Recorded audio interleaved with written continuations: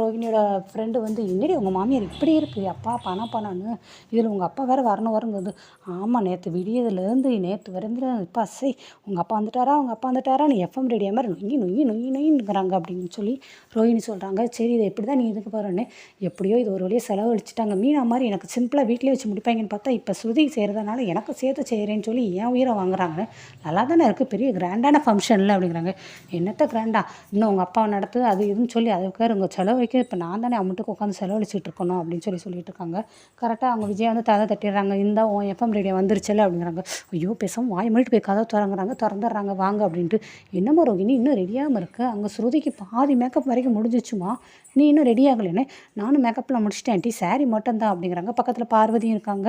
Sorry மாத்திரக்கே ரொம்ப time ஆகும்லம்மா சீக்கிரமாக time எடுக்காமல் மாற்றிட்டு வாமா நேரமாச்சு அப்படிங்கிறாங்க.